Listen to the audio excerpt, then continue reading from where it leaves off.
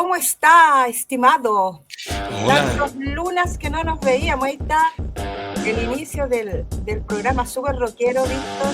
Pucha, un placer que estés con nosotros hoy día, sabiendo que dejas de hacer muchas cosas, estar con tu familia, compartir con tus seres queridos, porque uno pasa de lunes a viernes y hasta los fines de semana de repente trabajando, pero muy contenta de que te hayas hecho un tiempo y de venir a visitarnos nuevamente. Después de una gran vuelta al sol, más de un año que el coloquio estuvo en receso por diferentes sí. razones, pero aquí estamos porque creímos que era importante hacerlo. Así que bienvenido. Hola, Y buenos días, Beatriz. ¿cómo estás? Primero que todo, muchas gracias por invitarme ya echaba de menos este programa. Así que, y tal como tú decías, bueno, en realidad uno aquí está gracias al auspicio del resto de mi familia, que efectivamente asume parte de estos tiempos que uno le dedica a poder conversar sobre los temas que nos interesan a todos. Así que te agradezco mucho la invitación nuevamente. Sí, sí, y agradecido también hay un saludo bien afectuoso a tus seres queridos. Vamos a empezar a difundir el programa para que la gente, cierto, lo pueda ver. Y hoy día vamos a hablar de un tema súper interesante, de las partidas que se están... Cuando hablamos de economía, hablando de ciudadana común, nos cuesta mucho, digamos, entender, ¿ah? No, si uno piensa plata, plata, plata, pero hay distinciones que uno no entiende porque no sabe del tema. Entonces, la gente habitualmente dice, sí, es lo mismo, sí, esto se arreglan los bigotes, ciudadano comuna, y al final las platas que han para ellos no le dan nada a la gente. Eh, ¿Cómo entendemos esto? ¿Cómo está la economía en el país? La última vez que Mm, conversamos y cómo hoy día, a ver, para ordenar mis ideas, la última vez que conversamos, tú nos explicaste que había una crisis porque no había sido aprobada la reforma tributaria del gobierno del presidente Boris y se había tenido o se iba a tener que firmar un pacto fiscal, algo así, ¿ya? Así Para es. poder llevar adelante algunas medidas porque eran necesarias. De eso ha pasado harto tiempo, más de casi todo el gobierno de un año, ya, la última vez que estuviste fue más o menos eso, y hoy día nos vemos disminuidos en una serie de situaciones que nos están afectando. Te cuento un poco el contexto. Por ejemplo, hay servicios como el mío que tienen problemas para pagar consumos básicos, como luz, agua, para comprar toalla Noa, papel higiénico. Estamos en problemas. Se han reajustado cualquier cantidad de partida o de subtítulos en nuestro ministerio y si uno empieza a mirar para el lado, lo mismo. Hoy día se está debatiendo en el ministerio todas las partidas presupuestarias. Tengo entendido que ayer o hoy día se debatía o se debatió, porque algo alcancé a ver, partidas de educación y otras más que se están.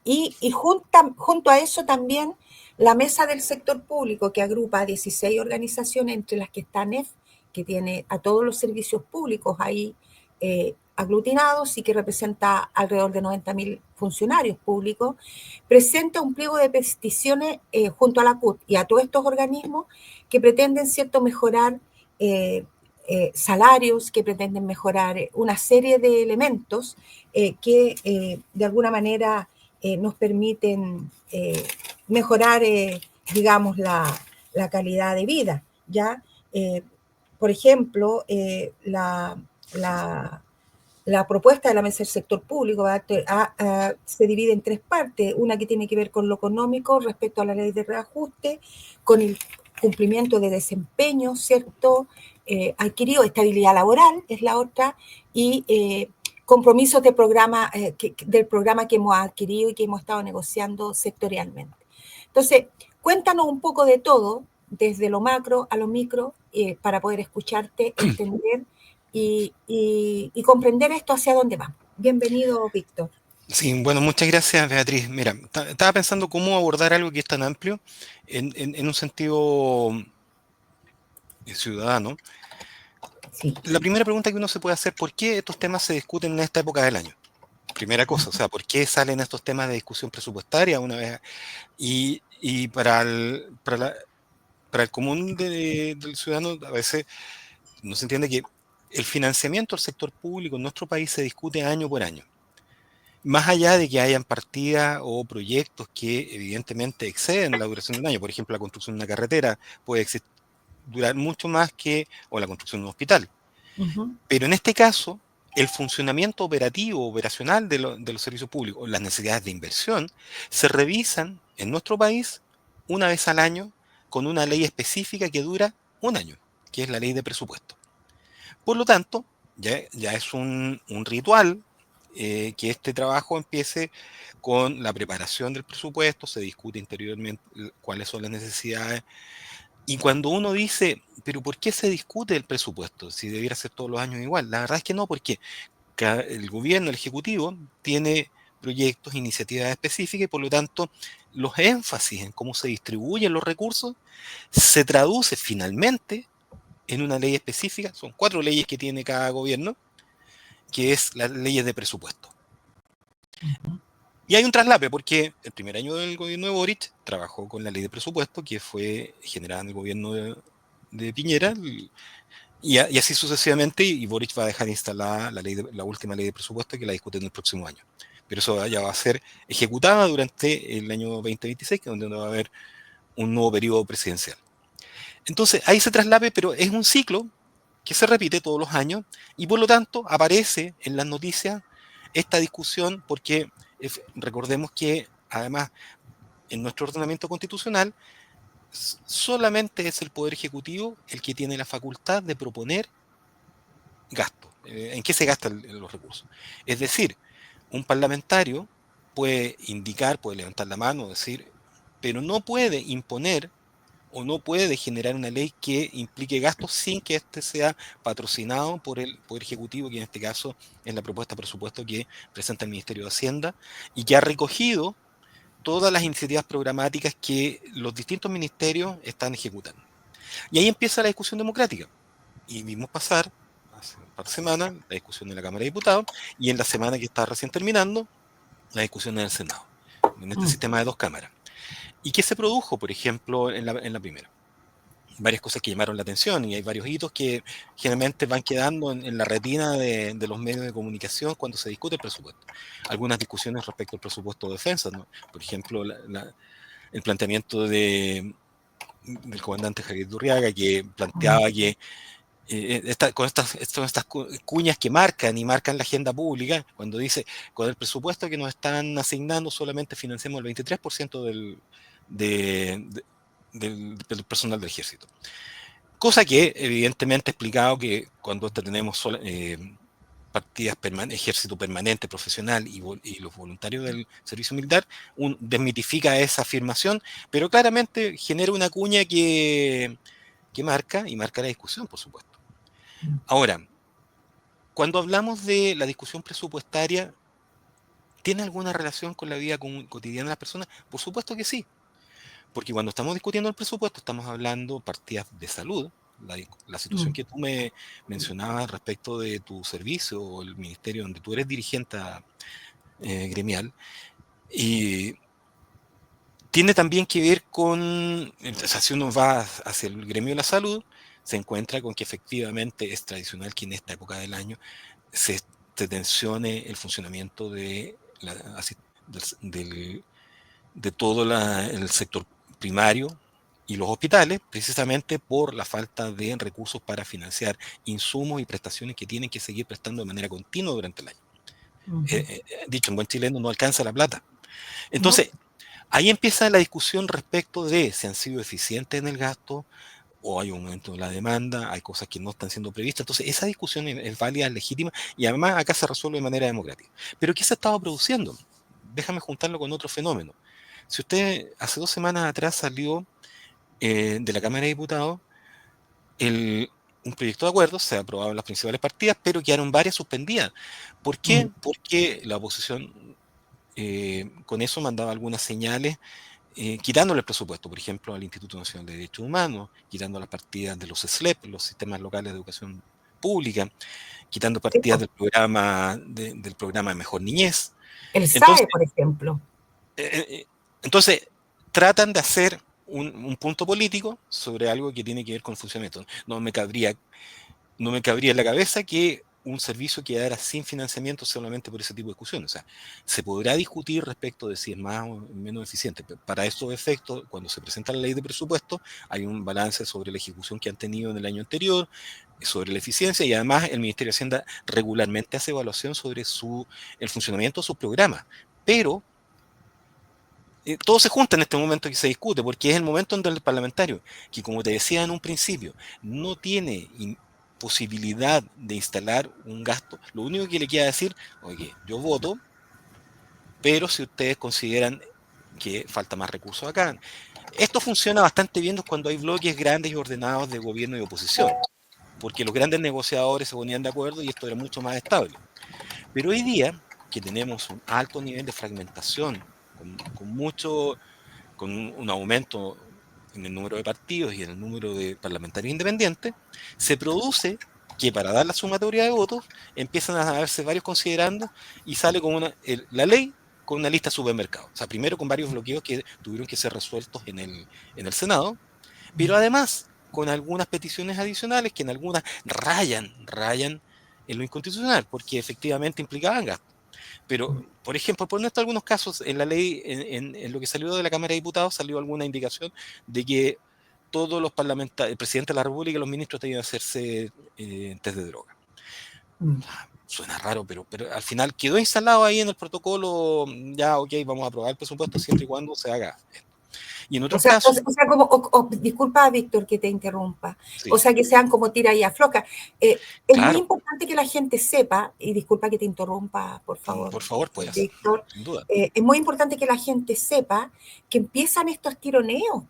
Ya, por ejemplo, el ejemplo que tú diste de dejar a los ELEP sin recursos, al SAE, son tironeos para lograr otras cosas que en definitiva la oposición, en este caso, reclama, ¿no? Porque ese es el tironeo que se ha. No, claro que sí. O sea, acá hay una crítica, por ejemplo, cuando hablan del SAE, del sistema, o los ELEP. Ustedes vieron el caso que pasó en Atacama, había una crisis de Exacto. pero era una crisis de gestión, porque no era generalizado del modelo SLEP, sino que particularmente de uno en particular. Ahora, evidentemente es un tema a tratar y resolver, pero la pregunta ¿es la ley de presupuesto el mecanismo para revisar la gestión en el marco legal en su conjunto? Probablemente no lo sea, y sea una práctica que complejiza esta discusión. Pero es la forma en cómo nuestro país está abordando la forma de generar sus recursos.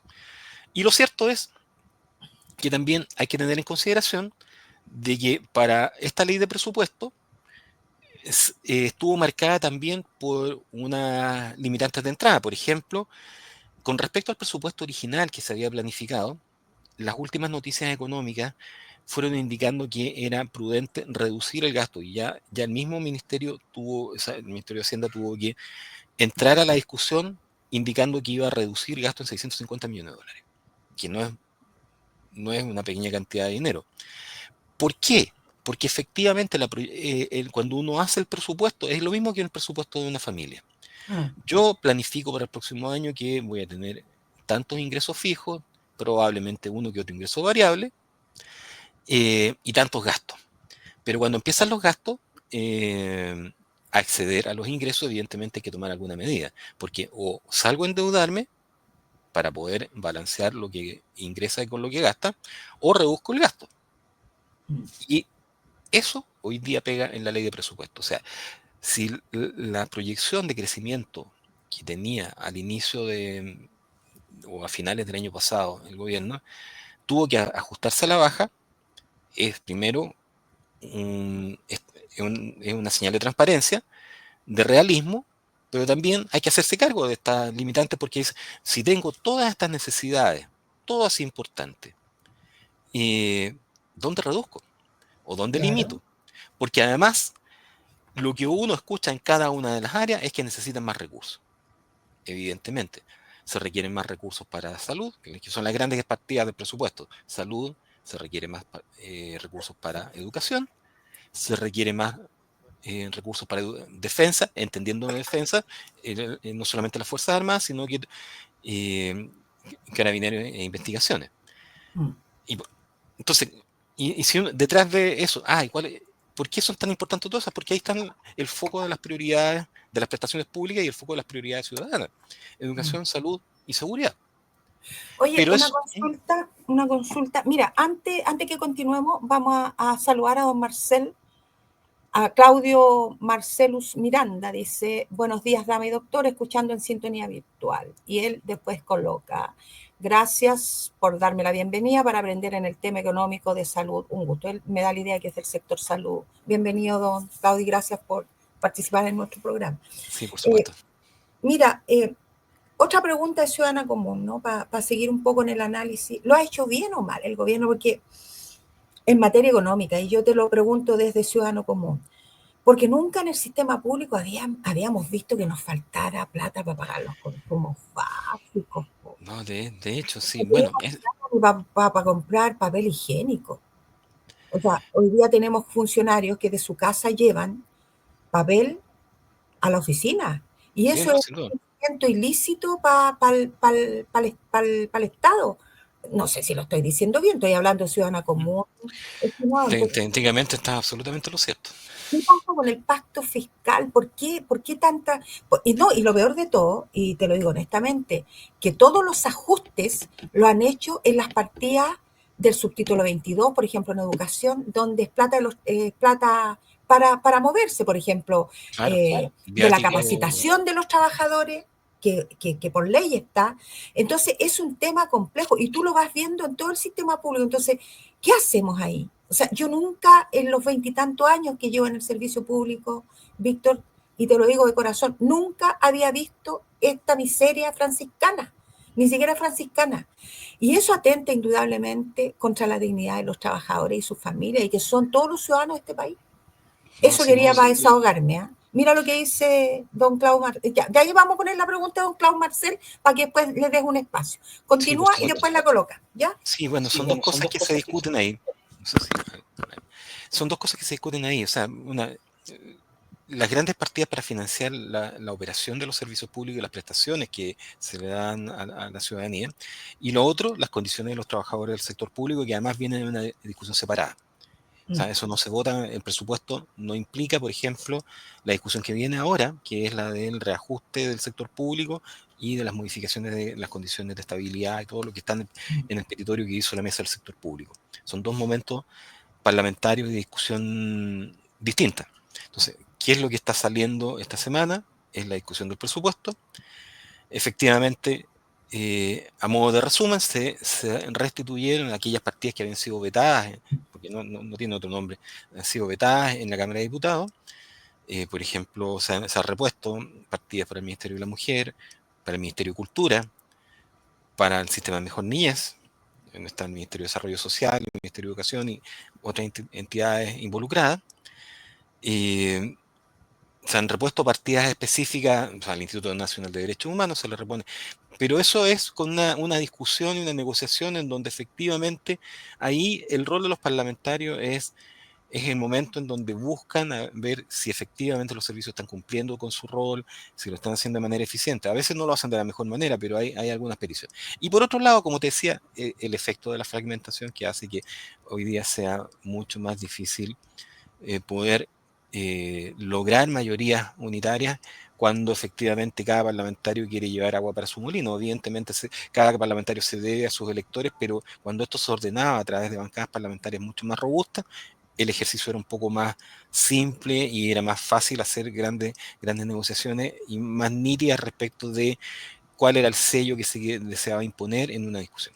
Ahora, piensen ustedes que esta discusión se hace todos los años, por lo tanto es una discusión por cuatro, pero que de una u otra forma marca, los énfasis presupuestarios marcan el sello de un gobierno.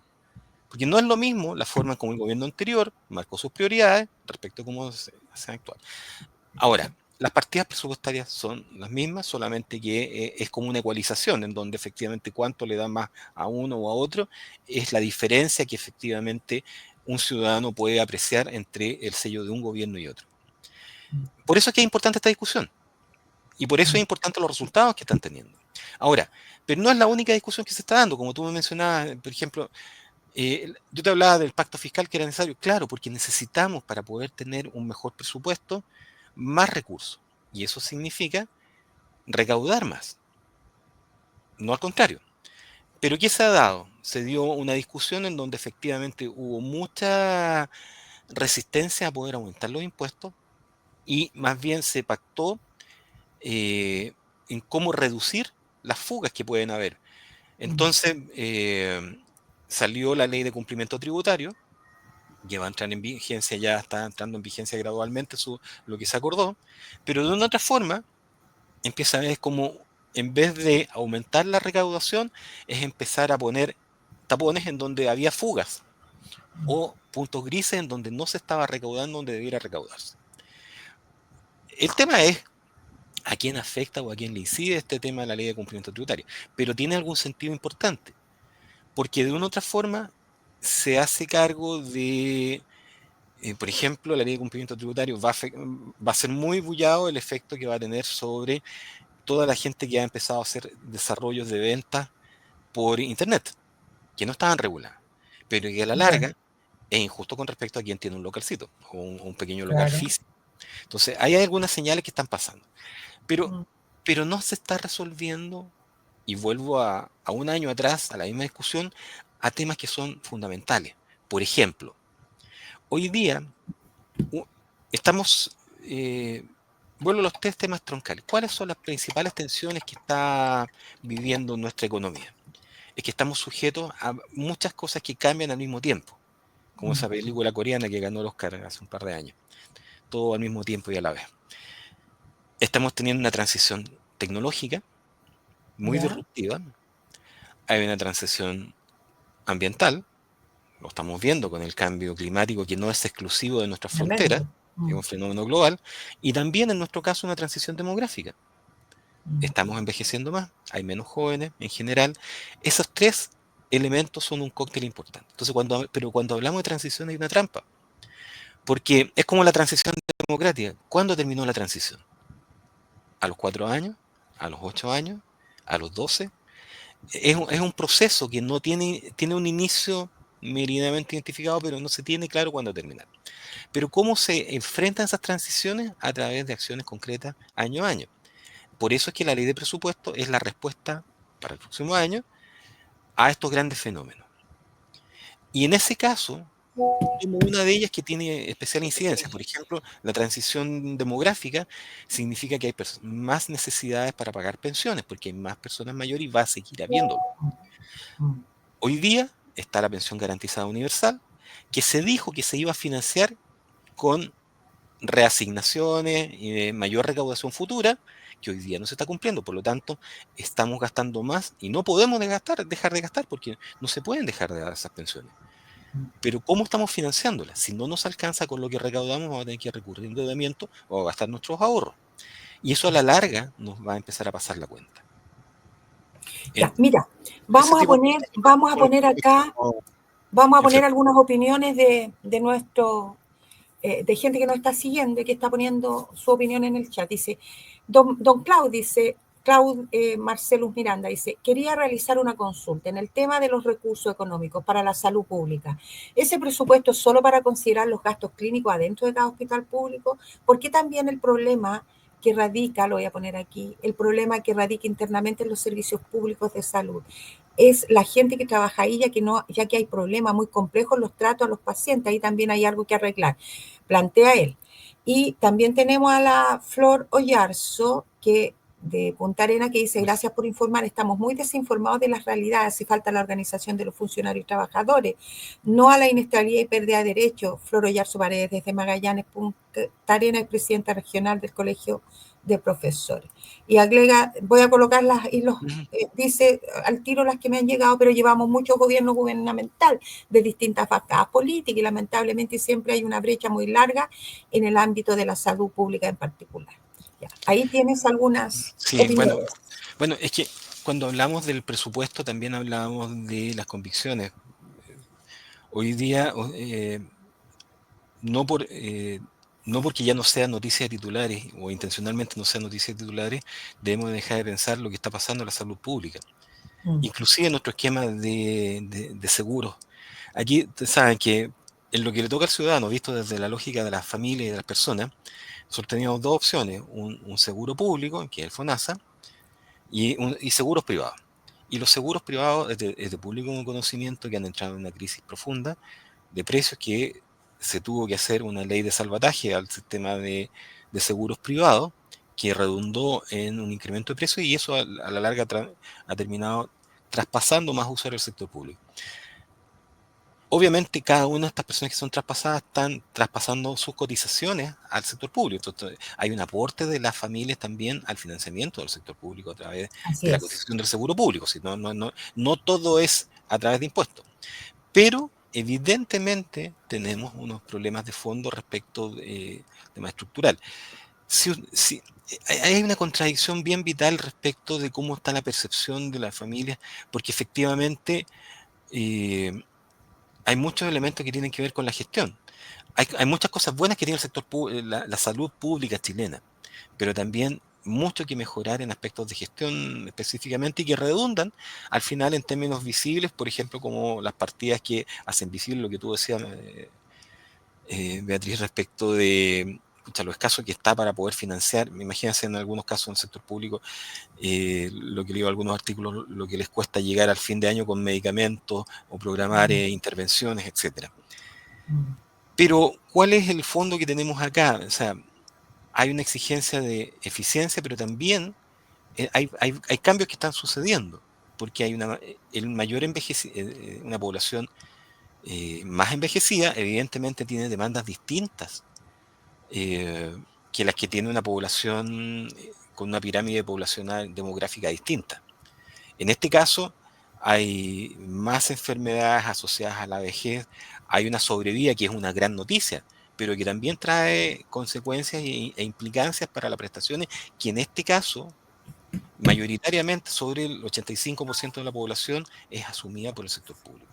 Y hay algunos que en este caso tienen, hay que decirlo, tienen una mirada distinta respecto a cómo abordarlo. Algunos dicen aquí la solución es reducir el rol del Estado y del sector público y traspasar, involucrarse al sector privado en esto, cosa que en esencia no es problemática, es la ecualización, porque cuando el 85% de las personas no tiene para pagar un seguro privado o no tiene acceso a eso, evidentemente tenemos que asegurarnos que las soluciones sean para la gran mayoría, y en este caso la salud pública es la solución a la cual recurre la mayor parte de la población.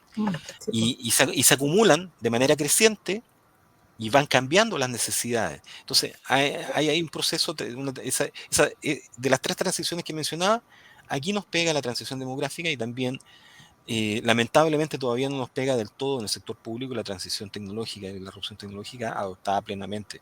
Entonces hay varios cambios que hay que hacer a la vez. ¿Por qué? Pregunta, bajemos la pelota a la cancha desde el ciudadano de la calle. ¿Por qué la transición tecnológica nos está afectando? Porque cuando tú hablas de transición tecnológica, yo desde mi mirada de ciudadana de a pie, creo que había un avance en todo lo que es tecnología. Se requiere un país más desarrollado en ese, así lo entiendo. Explícanos por favor para que nos quede claro Es eso. que, mira, el cambio tecnológico tiene muchas complejidades, y además tiene la complejidad de que no espera. O sea, las tecnologías están y empiezan a llegar disruptivamente, haciendo cambios profundos. Entonces, uno ve, por ejemplo, que la salud privada, uno encuentra acá en Chile acceso a tecnologías muy revolucionarias que pueden tener impactos infinitamente beneficiosos, y que hace 10 años ni siquiera los hubiéramos soñado. Por ejemplo, Pero, el tipo de neutrones, parece, o protones, sí, que se no, usa no, para no, erradicar el imagínate, o cáncer, sea, yo te podría como dar en un listado Europa, grande. por Yo, ejemplo. yo trabajo en temas de tecnología, esencialmente ¿Ya? en temas de proyectos de TI, a eso me dedico. Y uno ve, por ejemplo, los efectos de realidad aumentada, la telemedicina, que ya es algo masivo, las tecnologías para detección de enfermedades, la aplicación de inteligencia artificial para efectos predictores de ciertas patologías. En fin, Y hoy no día tenemos acceso a eso, po. No tenemos acceso. hay algunos casos. Por ejemplo, otro día había el caso del Van Buren, donde estaban haciendo pruebas ya con realidad aumentada que aumentan la eficiencia del trabajo en intervenciones quirúrgicas. El tema está en que todo eso no es masivo y requiere, al final del día, presupuesto. Mm. Y requiere una ley de presupuesto como la que estábamos hablando recién, que como lo que- contemple no solamente financiar lo tradicional, sino que también financie la transición y eso significa dejar recursos para inversión, porque esto lamentablemente no es barato, Mm, pero puede hacer una gran diferencia. Y uno de los problemas que tiene la disrupción tecnológica el día de hoy es que tiene un tremendo potencial de ser segregador, porque mm, el uso de la tecnología no trae tantos beneficios. La pregunta es, ¿trae los mismos beneficios para todos o acelera los fenómenos de discriminación o acelera los fenómenos de acceso que ya se veían en la economía tradicional? Hoy día la economía tecnológica puede aumentar, nos expone al riesgo de generar una salud para ricos y una salud para otros que sea mucho más distinta.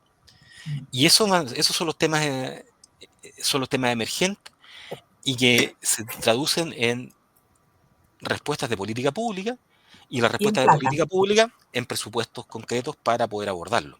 Ya, Entonces, otra pregunta más del humbertismo, sí, María Beatriz, eh, presente.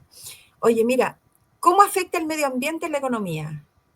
Porque tú también hiciste mención al medio ambiente, la sí, claro, transición, son tres el transiciones, es cambio que climático. El gobierno debe considerar también es presupuesto para evidente. eso, me imagino. O sea, ustedes Cuéntanos ven, o un sea, poquito, bajemos la hace pelota a poco, la cancha. hace poco cambiamos desde la ONEMI al sistema, a un nuevo sistema, pero ya hemos visto los desafíos que tiene. O sea, los sistemas de emergencia deben prever cambios que a nivel global, no solamente en Chile, que son tremendos. El cambio climático, este aumento gradual de la temperatura, ¿qué nos está haciendo?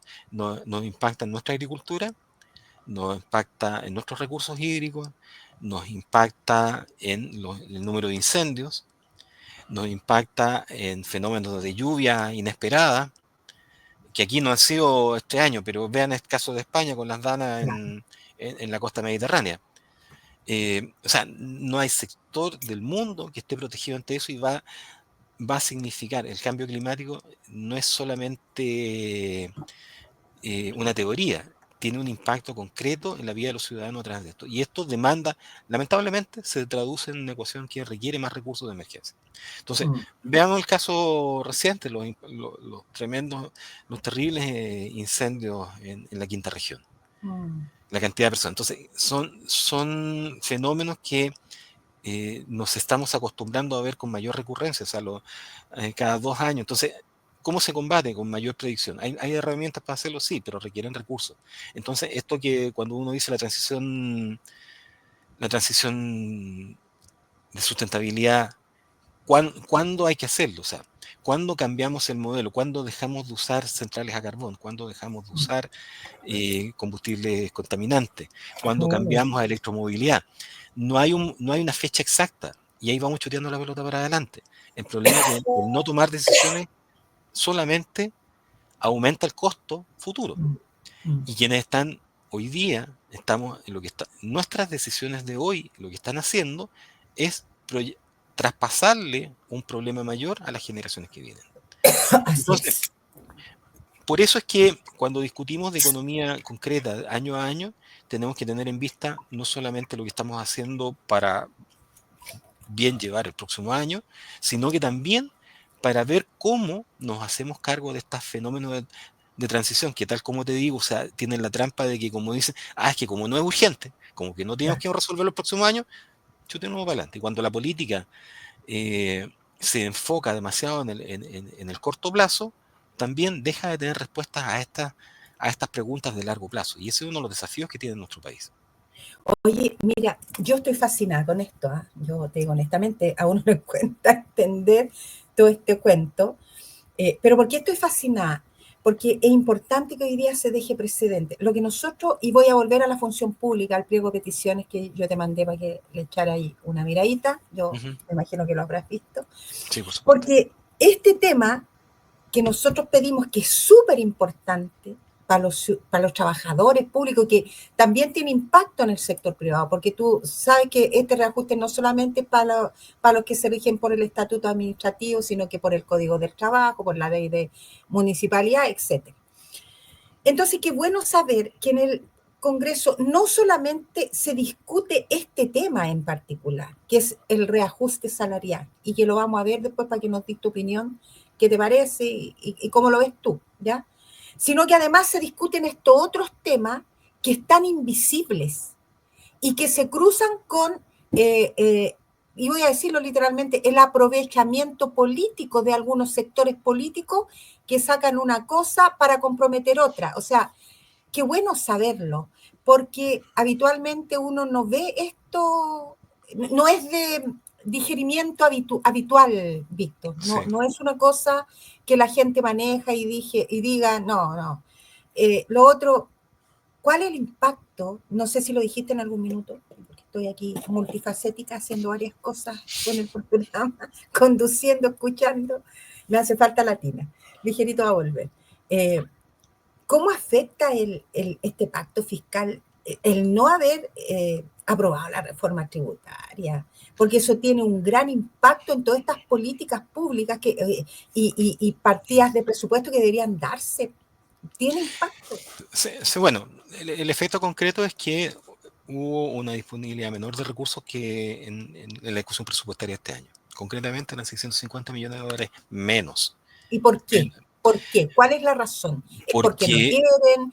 no, ¿Porque tienen no, minoría en el porque, Congreso? ¿Cuál es la razón? no, es que, por una cosa simple, o sea, que lo razonable es que tú proyectes un gasto en función de cuánto va a crecer. O sea, el ejercicio que se hace es proyectar una situación futura. Por lo tanto, es una serie de supuestos, hay serie de formas de medirlo de manera técnica.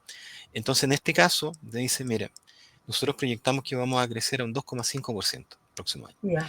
Y esas Eso es proyecciones, especular, conforme... ¿no? Eso es especular.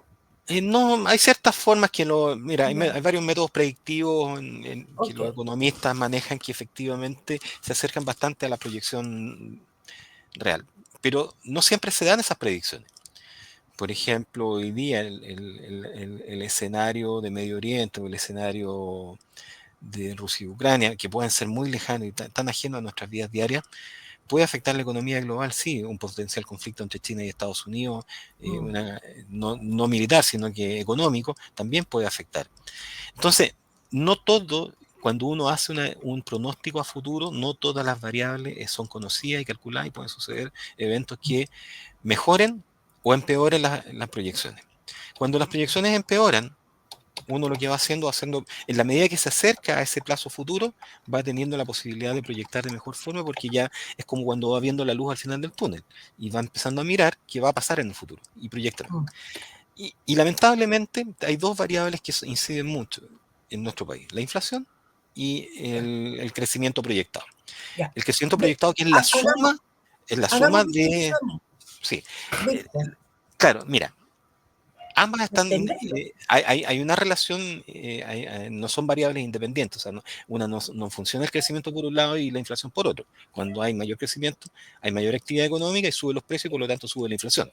El problema está en que hay algunas circunstancias cuando no se crece y los precios suben también. Ah, ya. Entonces, y esa es la peor, esa es la tormenta perfecta.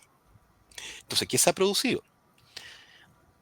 El manejo que ha tenido el Banco Central y el gobierno en términos de, o sea, el porcentaje que gasta, si el gobierno se lanzara a gastar de manera desaforada, terminaría impactando en la inflación, terminaría impactando en el presupuesto y en mayor endeudamiento que a la larga afecta a toda la economía. Mm.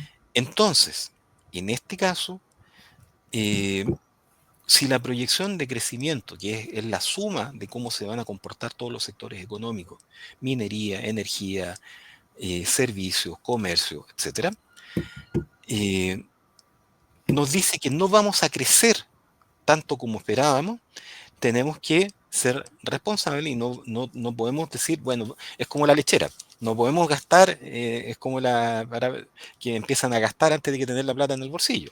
Mm. Entonces, no se puede gastar y por lo tanto se toma alguna precaución y se reduce la proyección de gasto. Y eso significa que una carretera que se necesitaba hacer, un hospital que se necesitaba hacer, se empiezan a postergar. Y esos son los costos que hay. Entonces, por eso es importante que exista capacidad de crecimiento, y eso significa estimular a los distintos sectores económicos para que puedan hacer crecimiento, porque detrás del crecimiento hay la recaudación que nos permite tener esta discusión que estamos teniendo con respecto al presupuesto. Y por otro lado, la inflación que impacta, porque si la inflación no es controlada, la plata te rinde menos. ¿Te fijas? Entonces, Pero ¿qué pasa no en alcanza. Argentina hoy día, por ejemplo? Allá, bueno, es un caso, Está la escoba. es un caso que amplifica el efecto, con inflaciones muy superiores en términos comparados, o sea, llegaron a tener casi hiperinflación, lo mismo pasó en Venezuela, y no hay nada más terrible en una economía que un nivel de precios no desbocado. O ¿Cómo sea, está Chile con respecto a la región en inflación? Chile ha controlado bien la inflación, pero obviamente tuvimos un efecto debido a los retiros de fondos de la AFP, que para ¿Ya? muchos fueron tan salvadores, Cuéntame eso, porque yo pero, fascinado. pero Muchos chilenos nos claro, resolvió parte de la vida haber claro. retirado, pero nos dejó en la Pero indefensión sí, algunos. pero cuando eso sucede hay algo que pasa también, o sea, cuando mucha gente tiene acceso a recursos que antes no tenía, sin duda que es algo que le resolvió problemas concretos a mucha gente, Sí, pero salir con esa cantidad de recursos, inyectar esa cantidad de recursos en la economía, evidentemente tuvo efectos sobre la inflación del país. Y lo que ha pasado en estos últimos 2 años ha sido un trabajo incesante por controlar la inflación, y se ha vuelto a niveles del 3%. Pero todavía no baja todo, o sea, hay una proyección del 3 y el 4%. Debiera estar, que es un y logro. además fue por Pero, un efecto, disculpa que te interrumpa, Víctor, con todo respeto, fue por un efecto pandémico, no, pero porque, evidentemente porque había si una no circunstancia, hubiésemos sacado esa plata, mucha gente se habría muerto de hambre, pues, si no había una podíamos trabajar. circunstancia excepcional y lo conversamos en su oportunidad, ¿te acuerdas? Sí, Hace un par de años, sí, o 2 o 3 años, había una circunstancia excepcional que lo ameritaba. Y el problema está en que queda la sensación de que eso debiera ser permanente. Entonces, hay una tendencia eso natural a gastar más de lo que, o sea, a gastar luego. O sea, si no hubiera ahorro obligatorio, es muy difícil no. que existieran los sistemas de pensiones. ¿Qué nos cuesta eso? Porque uno Por, chaucha que tiene en la mano, la gasta, porque te cuesta mucho ahorrar. claro, Una, es porque que, te tienes cabros en la universidad, porque están estudiando, porque veía algo bonito, sobre todo las mujeres, ojo, somos grandes consumidoras, sí, gastadoras de plata. pero más allá de lo que la gente legítimamente desee utilizar los recursos, convengamos que comparativamente contra otras economías de igual tamaño y desarrollo que Chile, los salarios acá son bajos. Sí. Los salarios en general son más Son, bajos que son los países de la OCDE, que mm, nos gusta compararnos tanto. Y eso trae efectos en que si sumas a eso que los salarios son bajos, por diversos motivos que da para un programa entero discutir, más alta inflación, mm. obviamente los recursos no alcanzan.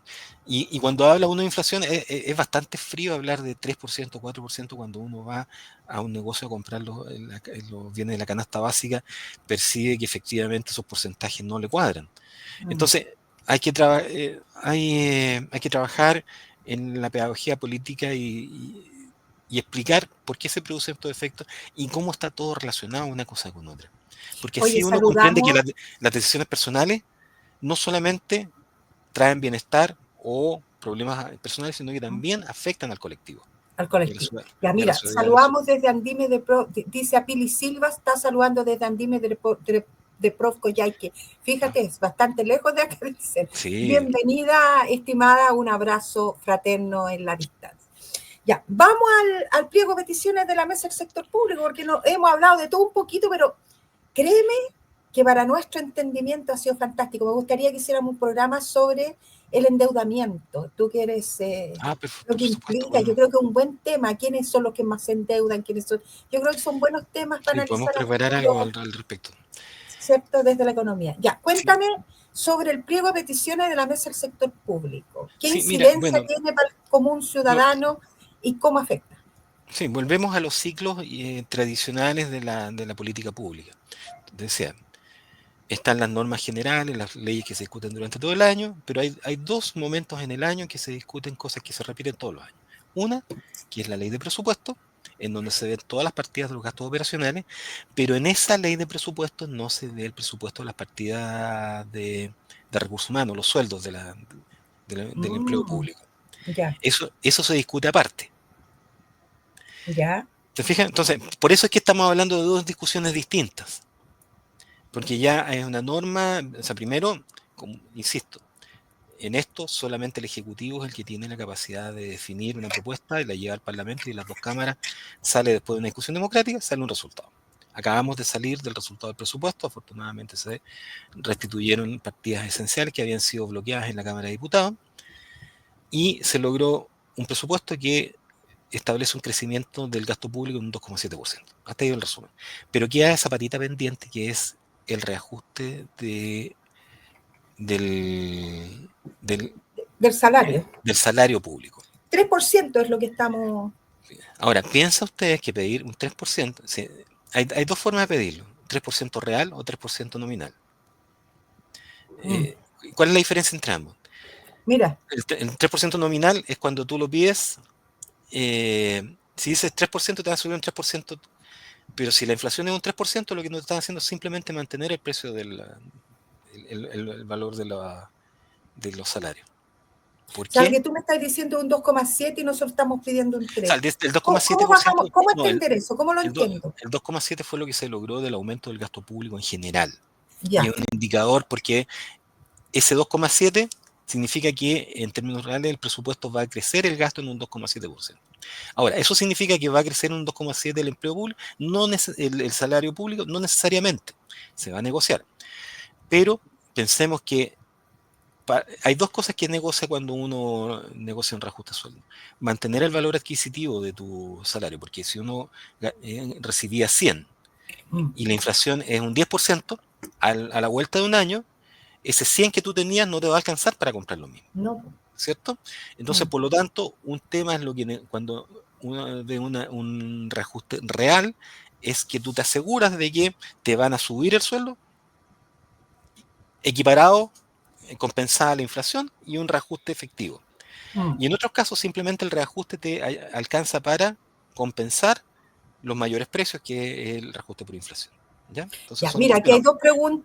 dos preguntas que tienen relación con lo que tú estás explicando. Te las voy a mostrar porque es importante. Dice, Andime Provincial Coyhai, que siguiendo lo que nos cuenta Víctor, en nuestra región tenemos la canasta más elevada del país. Dice, Sonia, la aprovechamos de saludar.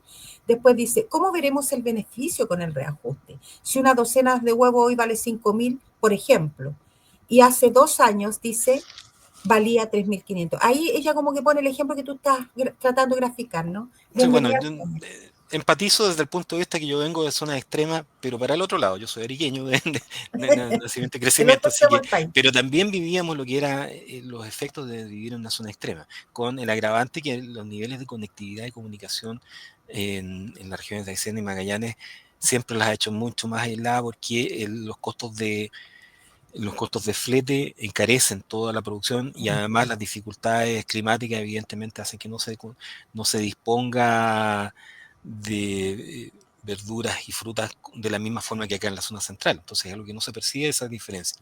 Pero es bueno que se haga notar que efectivamente este país es heterogéneo en ese sentido.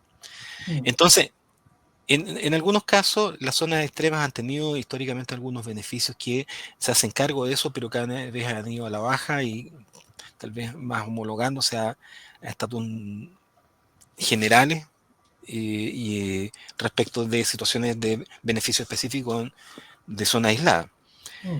Eh, pero efectivamente, aquí somos prisioneros de ser este país pequeño y tan largo y tan heterogéneo, porque las variaciones de los precios no son homogéneas, son muy heterogéneas. O sea, las variaciones de precio en algunos casos han sido, los captura el INE, pero no hay no hay un índice de precio regional.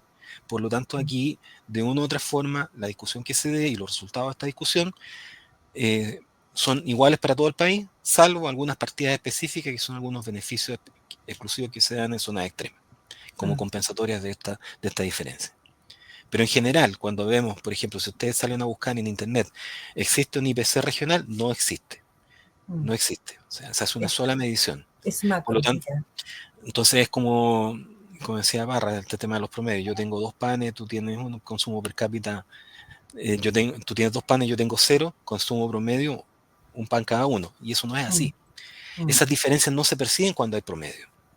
Entonces, por eso es que efectivamente cuando se hacen estas grandes discusiones de nivel nacional, se llega a un acuerdo, pero es necesario también tener ajustes específicos por región y compensar ciertas situaciones específicas que se dan, sobre todo en la zona en donde las más alejadas de los grandes centros de abastecimiento que están concentrados en la zona central del país. Mm. Respondiendo, eso es para responder el dolor que significa las variaciones de precios Sonia. sí, en zonas como Aysén y Magallanes. Pero que también se dan para, créanlo o no, en Arica, en Iquique y también en La Antofagasta. zona Zonas extremas. de Pero difícil sobre todo Arica y desempeño Iquique. que decimos nosotros en el Sí. servicio público. ¿Ya? Ahora, también se da eso en zonas aisladas, porque imagínense Juan Fernández o Isla Pascua. O sea, llevar una lechuga ya es infinitamente más caro que tenerla aquí en La Vega. Entonces, ese tipo de cosas, al final, cuando se hacen estas discusiones presupuestarias, hay una abstracción y se utilizan estos datos generales y por lo tanto las respuestas son en promedio. Ahora, volviendo al punto que estábamos discutiendo, pasamos la modificación del presupuesto donde están todas las partidas y se dejó pendiente porque hay una negociación en específica. Acá, yo no sé por qué no le llaman una negociación salarial entre ramas. Es la única negociación entre ramas, digamos.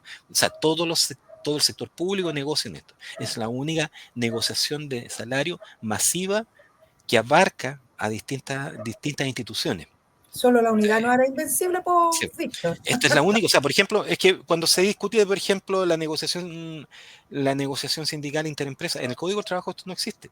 No te permite que todas las mineras negocien juntas, no te permite que todas las empresas de recolección de basura negocien juntas. No existe eso en la figura. Pero sí te establece mínimo. Y te voy a decir por qué. Solamente se establece el mínimo porque es una política pública, el salario mínimo. Pero es lo Exacto. único que atraviesa todos los salarios. Pero todas las otras discusiones son al interior de la empresa. Esa es la estructura económica que nos hemos dado, sobre todo después de la Constitución del 80. Pero en el caso del sector público, negocia toda la estructura del sector público el reajuste. Y en este reajuste se han introducido algunas variables en términos de asegurar mayor ajuste a los grados menores, a los que ingresan, tienen menores ingresos. Sí, aquí sale. Y limitar. O sea, ya es algo que se ha venido dando en la tónica en los últimos años y que me parece que es lo razonable para evitar esas grandes diferencias que también se producen dentro del mismo sector público. Entonces, pero es lo que va quedando y al igual que en estas discusiones parlamentarias del presupuesto que veníamos saliendo, en donde salen a la luz una serie de otros temas y es el momento de discutirlo, aquí lo que se está discutiendo es no solamente el reajuste, sino que también otras condiciones que tienen que ver como recursos para condiciones de estabilidad funcionaria, condiciones de prestaciones y beneficios de esa laguna, en fin, hay una serie de otros elementos que se Los discuten. veo, ¿Se, los se nombro, porque resuelven ahora? Probablemente no, ya, porque de una u otra forma algunos de esos beneficios están relacionados con lo que estaba en la otra discusión del presupuesto, porque están en las ya, partidas presupuestarias. Por ejemplo, si hay beneficios a laguna, se sale en las partidas de gasto operacional de los servicios. ya, Entonces, si hay un ya. acuerdo acá, se va para el otro lado y desde ahí se saca. En este caso, lo más visible de esta negociación finalmente es el monto de reajuste y algunos compromisos efectivamente de gestión que impactan en el mayor o menor bienestar De los trabajadores y de los o los trabajadores del sector soluciones. público. Ya, Entonces, mira, lo voy que a nos vamos a ver nombrarlo, ahora va a ser eso. voy a nombrarlo, mira.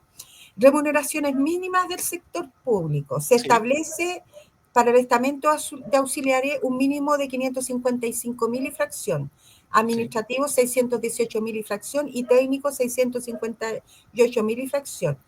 Y otros bonos mensuales de renta inferior, estos son reivindicaciones gremiales Sí, sindicales, claro. ¿no? De lucha, ¿ya?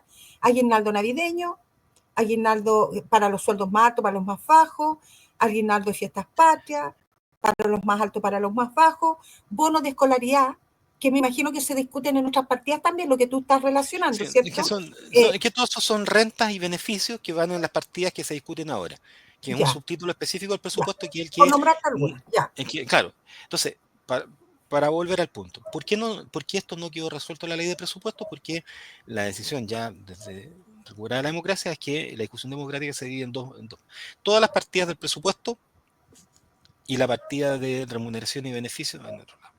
En otros casos, hay otros temas más bien de gestión que están relacionados con los indicadores que se negocian con el resto de las partidas, porque no Mm, están en el aire.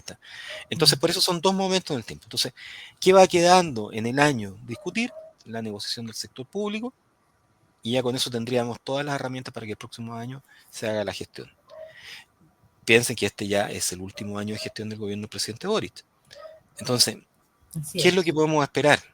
Bueno, van a pasar estas dos discusiones anuales que se hacen todos los años, y volvamos a la agenda. Bueno, ¿qué es la agenda que queda? Porque al final ya se han pasado casi tres cuartas partes del periodo de este gobierno, queda solamente el último, y aún no se resuelven temas estructurales. No se resuelve la reforma previsional, ya no se ha resuelto un pacto fiscal más amplio.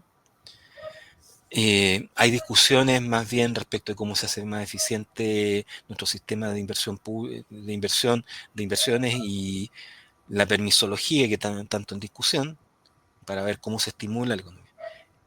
Son discusiones de fondo, porque cuando hablábamos de las tres grandes transiciones, la transición ecológica tiene que ver a la larga en cuanto más cautelamos nuestra inversión. Entonces, acá hay una permanente discusión entre dejar hacer, que es lo que tienen los grupos empresariales, que, ay, que me limitan tanto y me tramitan tanto, y otro es que se cuide que toda inversión se haga con parámetros social y ecológico distintos a los que se hacían hasta hace un tiempo atrás. Entonces hay que ir combinando ambas cosas porque ambas las necesitamos. Ok. Ambas cosas tienen que ser a la vez. ¿Cómo se hace eso? Bueno, yo creo que el diálogo social, diálogo entre sectores va a ser fundamental. No es una tarea fácil, porque hay muchos intereses en juego. El tema es cómo saber balancearlo y cómo hacer que los intereses de la ciudadanía no queden postergados o supeditados a estos otros intereses. ¿Necesitamos inversión? Sí, necesitamos. ¿Necesitamos mejor inversión? Sí, necesitamos mejor inversión. ¿Necesitamos tener recursos públicos y privados para estas transiciones? Sí, lo necesitamos.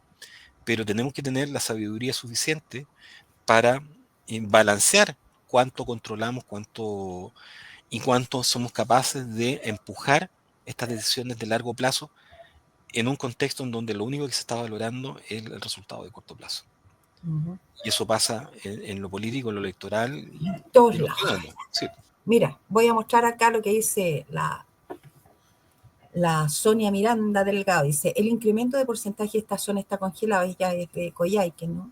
Y los precios suben, no viendo un beneficio real. Un poco lo que tú planteabas, No, dice, bueno, sí, sí, pero te lo quiero un entiendo. piropo, dice, qué bueno que conozca la realidad el invitado. Claro, la conoce, Uno que siendo viene de doctor en regiones, economía, tiene que estar, ¿ah? sí, yo no me dedico al trabajo del sector público, pero lo valoro. Toda mi carrera, la mitad de mi carrera profesional la dediqué al sector público antes Trabajaste en el sistema público. Sí, sí, sí, sin Ah, duda. Así que lo conozco bien y de adentro. ya, Y lo pregunte valoro ciudadano todavía. común, pregunte ciudadano común. ¿Es importante el reajuste que estamos pidiendo? ¿Va a tener impacto real? ¿Es un saludo a la bandera? ¿Tú crees que se pueda cumplir, que el gobierno pueda dar respuesta? O Porque es sea, yo poco creo lo que que, estamos sí, pidiendo. yo creo que se va a negociar algo razonable. Tengo la expectativa de que finalmente eso se va a dar, pero, pero no va a ser la panacea, evidentemente. Ah, No resuelve temas de más de fondo y temas. eh, Volvemos a las mismas preguntas de siempre. O sea, por ejemplo, o sea, pongamos en la mesa la discusión respecto de cómo impacta en el empleo público la transición tecnológica. En sectores como salud es súper importante saber, ¿se podrá contar con más tecnología para liberar ciertas funciones que hoy día pueden ser hechas de manera más automática y hacerlas más eficientes? Probablemente, pero nada de eso se puede hacer sin contar con la participación de las personas y de los trabajadores en este caso. Por eso por eso que el diálogo social es importante y se traduce en espacios de participación como el que fue a través de los servicios en la discusión del presupuesto, y se traduce a través de los temas que se discuten, porque lo que se negocia no solamente el reajuste, sino que una serie de otros beneficios, y entre esos debiera estar el entrenamiento y los incentivos. Y el mm, entrenamiento y los incentivos es fundamental para mantener un Estado eficiente. Un mm, Estado que además debe combinarse con niveles de tecnología distintos hoy día, que tiene esa oportunidad. Pero esa oportunidad va a ser real en la medida de que se cuente con las personas que hoy día están. Aquí no se puede, por muchas máquinas que se compren. Piénsenos, le pongo un caso, por ejemplo, el programa de hospital digital tiene partidas presupuestarias en el Ministerio de Salud hace varios años.